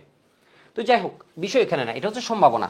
তো আমরা দেখছি এক জায়গায় গিয়ে সম্ভাবনা অনেক বেড়ে গেছে। হাই এখানে সম্ভাবনা নাই, এখানে সম্ভাবনা নাই বলছি মানে কম, এক এক জায়গায় এক এক রকম। এই জায়গায় গিয়ে সম্ভাব্যতা কি হয়ে গেছে? বেড়ে গেছে। ঠিক আছে, তোমাকে বলতে হবে, এটা বুঝাচ্ছে ডিস্টেন্স ফ্রম নিউক্লিয়াস। তোমাকে বলতে হবে একদম সিম্পলিফাইড ফর্মে এই ডিস্টেন্সটা কত, এই ডিস্টেন্সটা কত। ঠিক আছে, এটা অ্যাডভান্স, ফর অ্যাডভান্সড স্টুডেন্ট। অসাধারণ একটা জিনিস, একদম সহজ, জাস্ট তোমার এখান থেকে বলা, এটা অনেকেই পারবা। এটা হচ্ছে সম্ভাবনা। কেমন? এটা হচ্ছে কি বলতো? সম্ভাবনা। একটা পয়েন্টে আমি দেখছি সম্ভাবনা অনেক বেড়ে গেছে। ঠিক আছে, একটা পয়েন্টে সম্ভাবনা কি হয়ে গেছে? অনেক বেড়ে গেছে। এখন ধরো এই পয়েন্টটা কোনটা?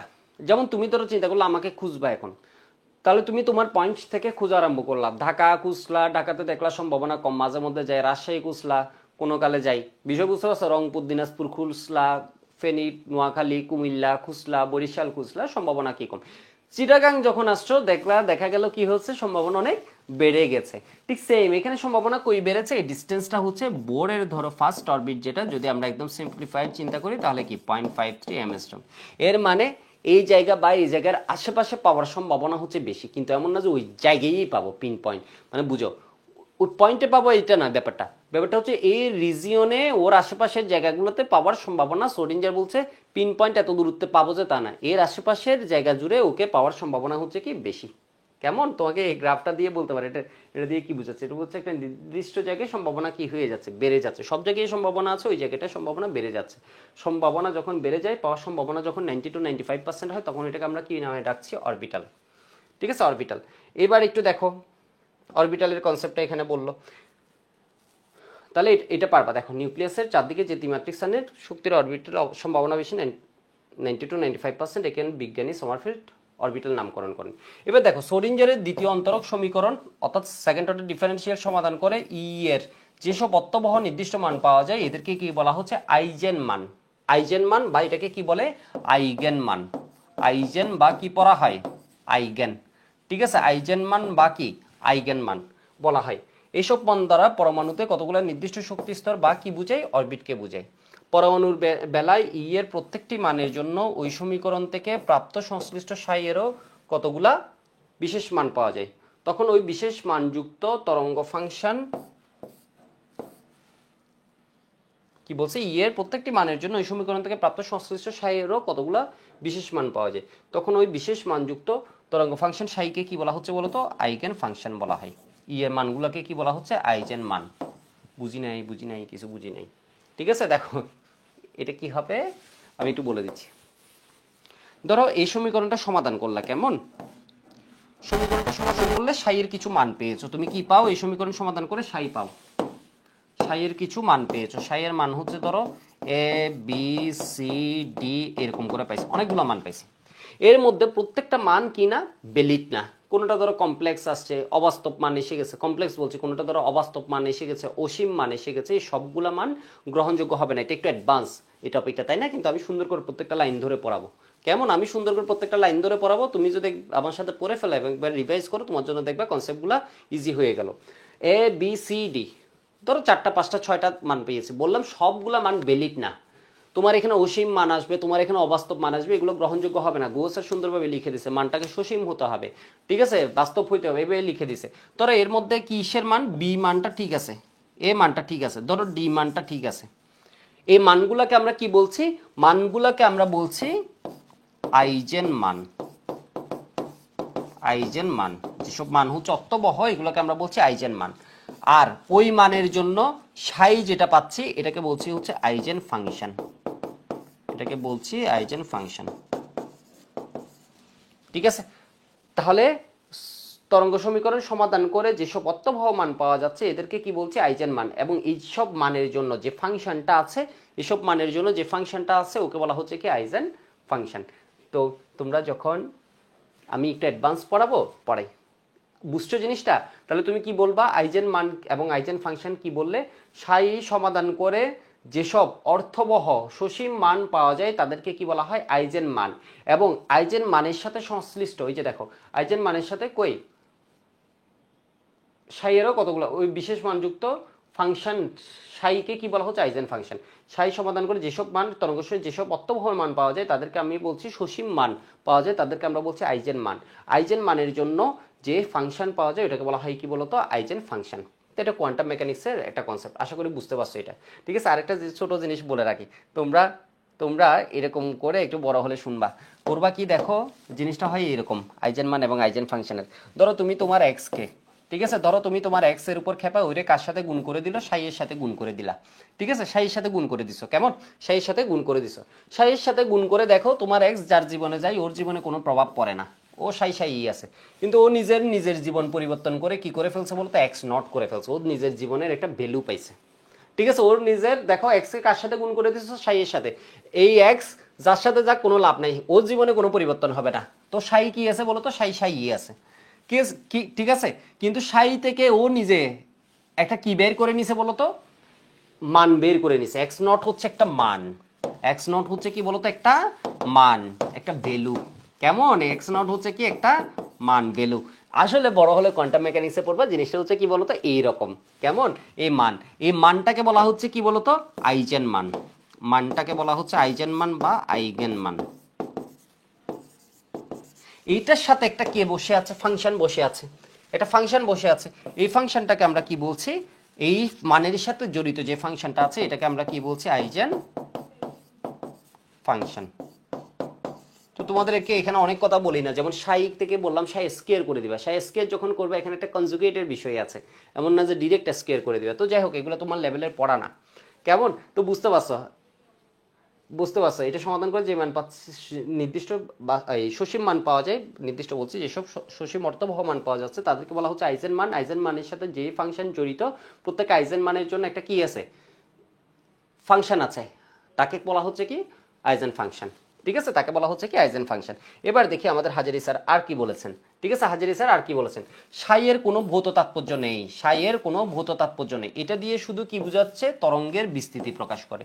তাহলে সাইয়ের এমন না যে কোনো ফিজিক্যাল সিগনিফিকেন্স নেই, মানে বাস্তবে মিলাতে পারবে না, বাট ওর এমনি টার্মটা কি বুঝাচ্ছে, টার্মটা বুঝাচ্ছে তরঙ্গের বিস্তৃতি। সাই স্কয়ারের মান বিশেষত্ব বহন করে, সাই স্কয়ারের প্রতিটি মান ইলেকট্রনের তরঙ্গের তীব্রতার কি হবে, সমানুপাতিক হবে। সাই স্কয়ারের বলছে প্রতিটি মান ইলেকট্রনের তরঙ্গের তীব্রতা সমানুপাতিক। এই কথাটা অনেকে বুঝে না। যেমন চট্টগ্রাম বোর্ডে কয়েকদিন ও বোর্ডের সেকেন্ড হয়েছিল, ওই ছেলেটা কোয়েশ্চেন করেছে এটা কেন। তো এটা নিয়ে আমাদের হাজারি স্যারের বই ডিটেল বলে দেয়া নেই, তোমাকে যে আমি একটা ভালো বই দেখাবো ওইখানে বলবে। এটা হচ্ছে ওয়েভ থিওরির সাথে জিনিসটা মিলাই। যেমন লাইটের ক্ষেত্রে বলা হয় ইন্টেন্সিটি, তীব্রতাকে বলা হয় ইন্টেন্সিটি। এর মানে ধরো কোন জায়গায় ও তীব্র, তীব্র কোন জায়গায় তীব্র, ঠিক আছে? কিছু জায়গায় ধরো কি ডিলারালা করছে, কিছু জায়গায় কি হয়ে গেছে বলো তো, তীব্র, ঠিক আছে? তীব্রতা, তীব্রতা কি হয় বলো তো, তরঙ্গের বিস্তারের সাথে কি, অ্যামপ্লিটিউডের বর্গের সাথে কি সমানুপাতিক। এটার সাথে মিলিয়ে বলছে এটার সাথে মিলিয়ে বলছে কি দেখো তো, এখানে ইলেকট্রন পাওয়ার ইন্টেন্সিটি, বা এই যে দেখো আমি এই গ্রাফটা যে দেখাইছি, এখানে কি সব জায়গায় ইন্টেন্সিটি সমান? এখানে ধরো আমি ইলেকট্রন ক্লাউডটাকে আঁকলাম, এখানে কি সব জায়গায়, এখানে আমি দেখছি একটু মোর ইন্টেন্স, পাশে কি হয়ে যাচ্ছে বলতো, একটু লাইট, ইন্টেন্সিটি কমে যাচ্ছে, তীব্রতা কমে যাচ্ছে, এই জায়গায় কি হচ্ছে বেশি তীব্র, এর পাশে কি হচ্ছে বলতো, একটু ছড়িয়ে যাচ্ছে, অত তীব্র না। যেমন দেখো তো এখানে ও কি হয়ে গেছে, তীব্রতম, তাই না, এখানে অনেক তীব্র হয়ে গেছে, আর এখানে কি দেখা যাচ্ছে বলতো, এটা আর একটু কি হালকা। ঠিক সেম ওয়েতে আমরা এখানে কি বলতে পারি, ইন্টেন্সিটি সাই হচ্ছে কি বিস্তারের বর্গের কি হবে, সমানুপাতিক হবে। মানে এটা হচ্ছে কার সাথে মিলানো, এই লাইনটা বয়ে লাগবে না, কিন্তু এমসিকিউর জন্য বলে দিবে। তীব্রতা সাই স্কয়ারের সাথে কি হবে, সমানুপাতিক। তীব্রতা কার সাথে সমানুপাতিক, সাই স্কয়ারের সাথে সমানুপাতিক। দেখো বলছে প্রতিটি মান ইলেকট্রনের তরঙ্গের, অর্থাৎ ইলেকট্রনের তরঙ্গের তীব্রতার সমানুপাতিক। ইলেকট্রনের তরঙ্গ ধর্মটা যদি আমরা চিন্তা করি, ও তীব্রতা কোন জায়গায় বেশি কম, এটা সাই স্কয়ারের মানের সাথে সমানুপাতিক। আলোর ক্ষেত্রে যেমন আলোর তীব্রতা হচ্ছে তোমার অ্যামপ্লিটিউডের বর্গের সমানুপাতিক। কোনো নির্দিষ্ট শক্তির সম্ভাব্য বলছে কোনো নির্দিষ্ট শক্তির ইলেকট্রনের সম্ভাব্য অবস্থা নিউক্লিয়াসের চারদিকে কোনো স্থানে সাই স্কয়ারের মান থেকে জানা যায়। ঠিক আছে, তো এবার হাজারি স্যারের কাহিনী শেষ। হাজারি স্যারের বইয়ের প্রত্যেকটা লাইন আমরা দেখেছি, এবার আমি তোমাকে একটা বাইরের বই দেখাই।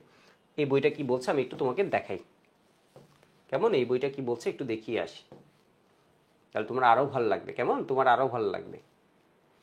দেখো সাই এবং সাই স্কয়ারের তাৎপর্যটা এখানে ব্যাখ্যা করছে। বলছে the wave function itself, wave function কোনটা, সাই। বলছে the wave function itself has no direct physical meaning, কেমন। however the probability of finding the electron in a certain region in a space, কোন একটা ইলেকট্রনকে একটা নির্দিষ্ট অঞ্চলে পাওয়ার সম্ভাবনা is proportional to the square of the wave function।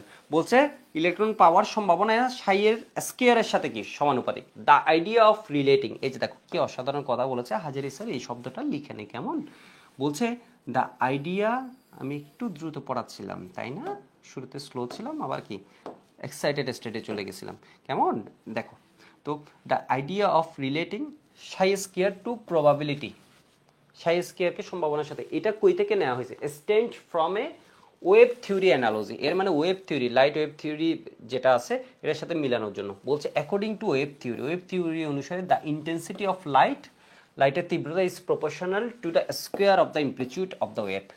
ঠিক আছে, wave. তাহলে এখানে আমরা কি বলতে পারি, ইলেকট্রন পাওয়ার ইন্টেন্সিটি কি হবে বলতো, বিস্তারের সাথে বর্গের সমানুপাতিক। The most likely place to find a photon is where the intensity is greatest. একটা ফোটনকে পাবা কোন জায়গায়, যেখানে ইন্টেন্সিটি বেশি।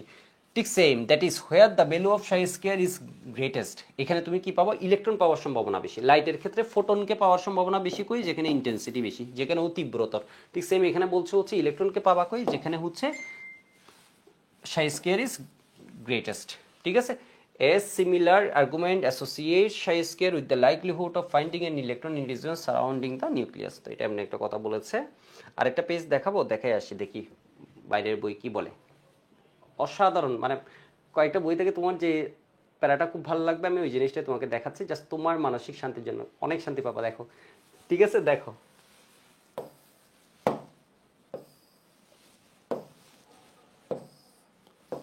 কনসেপ্টই চেঞ্জ হয়ে যাবে। দেখো কি বলছে, দ্য সোডিঞ্জার, জার্মানে দেখবা ও এর উপরে এরকম ফোঁটা দেয়। ঠিক আছে, জার্মান দেখবা হচ্ছে ও এর উপর ফোঁটা দেয়, জার্মান। আর ও হচ্ছে অস্ট্রিয়া জার্মান, এগুলো হচ্ছে কি মানে সেম ইয়ের মধ্যে পড়ে, কি বলা যায়, কনসেপ্ট বা কালচার বলো।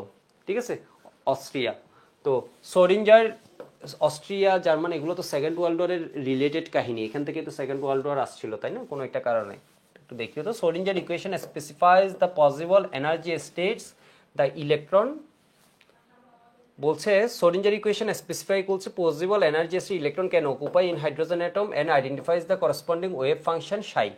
This energy states and wave function are characterized by a set of quantum number. ঠিক আছে, যেমন আমরা তিনটা কোয়ান্টাম নাম্বারের পরিচয় পাই বলছি। Comprehensive model of hydrogen, although quantum mechanics tells us that we cannot pin point an electron in an atom.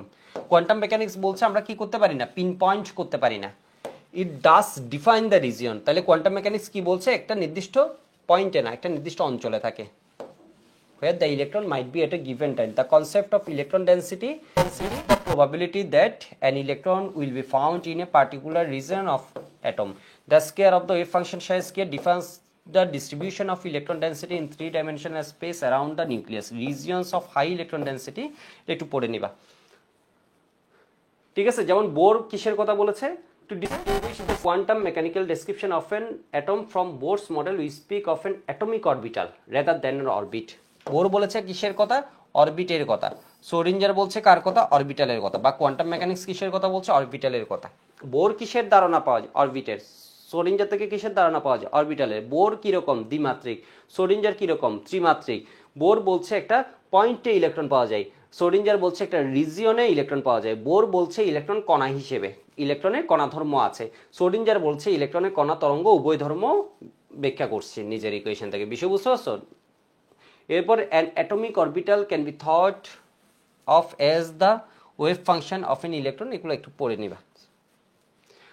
এবার দেখো এখানেও কথা আছে, সোডিঞ্জার ইকুয়েশন কি সবার জন্য খাটে না, বলছে works nicely for the simple hydrogen atom with its one proton and one electron, কিন্তু এটাকে মডিফিকেশন করলে but it turns out that it cannot be solved exactly for any atom containing more than one electron.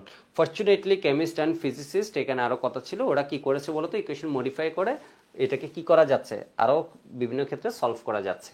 তো যাই হোক, এগুলো হচ্ছিল আমাদের পড়া। এবার আমি হচ্ছে গুহ স্যারের বই থেকে তোমাকে একটা পেজ দেখাই। বাইরের বই দেখালাম, হাজারি স্যারের বই দেখালাম, এবার গুহ স্যারের বই থেকে। আমি জানি না ক্লাসটা কতক্ষণ হয়েছে, খুব বেশি বড় হওয়ার কথা না, একবার চেক দিয়ে আসি কতক্ষণ হয়েছে।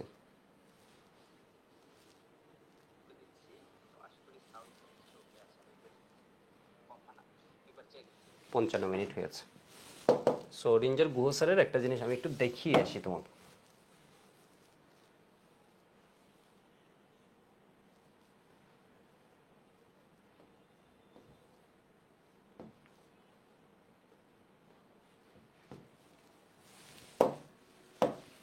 দেখো আমি বলেছি সোডিঞ্জার ওয়েভ ইকুয়েশনটা কি সবার মনে আছে? এই ইকুয়েশনটা আসবে del square psi by del x square plus del square psi by del Y square plus del square psi by del Z square plus 8 pi square M by H square E minus V psi equal 0। এটা সমাধান করে কি পাওয়া যায়, সাই পাওয়া যায়। সাইয়ের ভৌত তাৎপর্য আছে না, সাই স্কয়ারের ভৌত তাৎপর্য আছে, আছে। সাই স্কয়ার দিয়ে কি বোঝায়, ইলেকট্রন পাওয়ার সম্ভাবনাময় অঞ্চল বা অরবিটাল, যেখানে ইলেকট্রন পাওয়ার সম্ভাবনা 90 থেকে 95%। বিষয় বুঝতে পারছো? বুঝছো ঠিক আছে। আইজেন মান কি, আইজেন ফাংশন কি, সাইয়ের যেসব মান অর্থবহ ওইগুলাকে আমরা বলছি হচ্ছে আইজেন মান। ওই মানের সাথে জড়িত একটা ফাংশন আছে, ফাংশনটাকে বলছি আমরা কি বলতো, eigen function. Eigen function eigen মানের কথা গুহ স্যার বলে নাই। দেখো গুহ স্যার খুব সুন্দরভাবে এখানে একটা কথা বলছে, দেখো এটা পড়ানোর জন্য আমি জাস্ট এই অংশটা, একটা বিষয় উল্লেখ না করলেই নয় যে, একটা বিষয় উল্লেখ না করলেই নয় যে তরঙ্গ অপেক্ষক সাই তখনই গ্রহণযোগ্যতা লাভ করবে যখন সত্যগুলো অনুসরণ করবে। বলছে কি সাই অবশ্যই বাস্তব, এর মানে সাইয়ের বিভিন্ন আমরা মান পেতে পারি। এটি একক মান বিশিষ্ট হয়, সসীম মান বিশিষ্ট হয়, সত্যগুলো অনুসরণ করলে সেই তরঙ্গ অপেক্ষককেও। এরপর কি সাইয়ের কোনো ভৌত তাৎপর্য নেই, এটা কি হয়, অবিচ্ছিন্ন হয়, এর মানে কন্টিনিউয়াস হয়। এই সত্যগুলো অনুসরণ করলে সেই তরঙ্গ অপেক্ষককে উত্তম আচরণকারী তরঙ্গ অপেক্ষক হিসেবে গণ্য করা হয়। এর মানে কিছু বৈশিষ্ট্যের কথা উল্লেখ আছে, এই বৈশিষ্ট্যগুলো পরীক্ষার জন্য লাগবে লাগবে না, এমনি একটু জেনে রাখো যে এটার কি মান বাস্তব হতে হবে, ফাইনাইট হতে হবে, ঠিক আছে, এরকম বিষয়গুলো। তো এখন অনেকে আমরা যখন চিন্তা করি আমরা ভাবি হচ্ছে ইলেকট্রনের তরঙ্গ, এই যে তরঙ্গ মনে হয় এরকম। তো বাস্তবে যদি কখনো কোনো ক্লাসের কোয়ান্টাম মেকানিক্স নিয়ে তুমি পড়ছো এরকম হয়, তখন দেখবো হচ্ছে ইলেকট্রনেরটা ঠিক এরকম না, আমরা এরকম সাইন ওয়েভ হিসেবে ওকে চিন্তা করি না, ব্যাপারটা হচ্ছে কিনা বলো তো, ঠিক এরকম না। আমি এমনি তোমাদের আইডিয়ার জন্য মনে বলে রাখলাম, আপাতত তুমি এভাবে চিন্তা করো। এবার কিছু এমসিকিউ দেখে নেওয়া যাক। সোডিঞ্জার, যার মানে বললাম উপরে কি দিয়ে দেয়, ফোটা দেয়, অক্সিজেন, অক্সিজেন বলছে ও এর উপর। Wave equation, the symbol Sai, symbol Sai represents, Sai represent করে কি বলতো, অ্যামপ্লিটিউড অফ দ্য ওয়েভ। সাই কি রিপ্রেজেন্ট করে, অ্যামপ্লিটিউড অফ দ্য ওয়েভ। আর ইলেকট্রন পাওয়ার সম্ভাবনা কি হয় বলতো, psi square. An orbital is the space, an orbital is the space around the nucleus. Orbital হলো নিউক্লিয়াসের চারপাশে একটা space where the probability of finding electron is maximum. Probability of finding electron is maximum. কোনো বস্তুর অবস্থান ও ভরবেগ নির্ভুলভাবে পরিমাপ করা সম্ভব না। এটি কার নীতি, হাইজেনবার্গের নীতি। এটা গত ক্লাসের পড়া, ঠিক আছে, এটা গত ক্লাসের পড়া। কোনটি তরঙ্গের বিস্তৃতি প্রকাশ করে? তরঙ্গের বিস্তৃতি প্রকাশ করে হচ্ছে সাই। কোনটি অরবিটাল প্রকাশ করে? অরবিটাল হচ্ছে কি সাই স্কয়ার। ইলেকট্রন পাওয়ার সম্ভাবনাময় অঞ্চল হচ্ছে কি বলতো সাই স্কয়ার। ঠিক আছে, ইলেকট্রন পাওয়ার সম্ভাবনাময় অঞ্চল হচ্ছে কি সাই স্কয়ার, বিস্তৃতি প্রকাশ করে হচ্ছে সাই। তো আজকের ক্লাস এইটুক। এখান থেকে আসবে হচ্ছে সোডিঞ্জার সমীকরণ লিখো, রাশিগুলোর পরিচয় দাও, সাই কি, সাই এবং সাই স্কয়ারের ভৌত তাৎপর্য লিখো। ঠিক আছে, সাই এর ক্ষেত্রে বলবো হচ্ছে এর কোনো ভৌত তাৎপর্য নেই, এটি কি প্রকাশ করে, এটি কি প্রকাশ করে, বিস্তৃতি প্রকাশ করে। আর সাই স্কয়ার দিয়ে কি ইলেকট্রন পাওয়ার সম্ভাবনাময় অঞ্চল বুঝায়। এবার আরেকটা বিষয় একটু বলে রাখি, সাই স্কয়ারের মান যদি 0 হয় ওটাকে আমরা বলি হচ্ছে নোট। সাই স্কয়ারের মান যদি ম্যাক্সিমাম হয় তখন এটাকে আমরা বলি হচ্ছে অরবিটাল। অরবিটাল দিবকর বলেন। হ্যাঁ নমস্কার।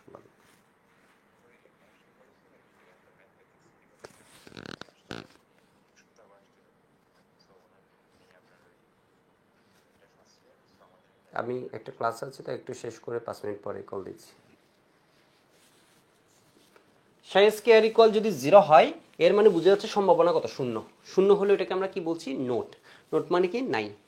মানে বুঝছো, সাই স্কয়ারের মান তোমাকে যদি বলে শূন্য হয় তখন এটাকে আমরা কি বলছি, নোট। নোট মানে কি, নোট মানে হচ্ছে নাই, নাই কিছু। ঠিক আছে, এর মানে কি বলতো, ওই জায়গায় কোনো ইলেকট্রন নাই। ঠিক আছে, ওই জায়গায় কোনো ইলেকট্রন নাই। আর সাই স্কয়ারের মান যখন ম্যাক্সিমাম হয় তখন এটাকে আমরা কি বলছি, অরবিটাল। সাই স্কয়ারের মান যখন ম্যাক্সিমাম হয় তখন আমরা এটাকে কি বলছি, অরবিটাল। কিছু জায়গায় দেখবে এরকম একটা এমসিকিউ দিয়ে দেয়, এটা কি জানি -ইনফিনিটি থেকে +ইনফিনিটি এরকম একটা মনে হয় এমসিকিউ দিয়ে দেয়। এখানে সাই স্কয়ার এটা কত, ডিভি ইকুয়াল হোয়াট, ডিভি মানে ধরো এর ভিতর কি আছে, ডিএক্স ডিওয়াই ডিজেড। তাহলে এদের মধ্যে তুমি যদি ইনফিনিটি থেকে এত পর্যন্ত, ইনফিনিটি পর্যন্ত খুঁজো তাহলে ইলেকট্রন পাওয়ার সম্ভাবনা কত, 100%। তাই না? তুমি যদি এই লিমিটের মধ্যেই ওকে খুঁজো, ইন্টিগ্রেট করো, একে খুঁজো, মানে ব্যাপারটা আমাদের বইয়ে এভাবে আসে আর কি কোয়েশ্চেনটা, তখন ডিএক্স ডিওয়াইজেড, তখন এটা সম্ভাবনা কত হবে বলো তো, 100%। তাহলে এটার অ্যান্সার কি বলো তো, 100%। এর মানে 100/100 তাহলে কত হয়, 1। ঠিক আছে, এটা দিয়ে দিতে পারে।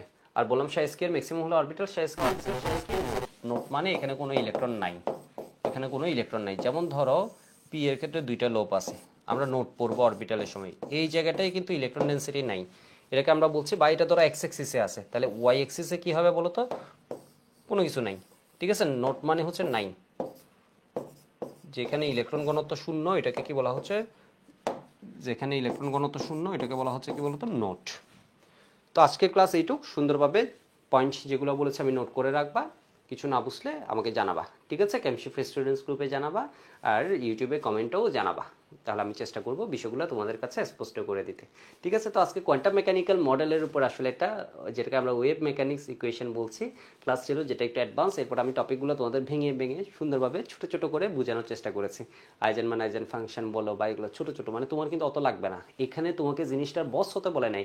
স্যাররা তোমাকে জানতে চেয়েছে, তুমি এখন ইন্টারে পড়ো, নামটা শুনে রাখো যে এই জিনিসটা আছে।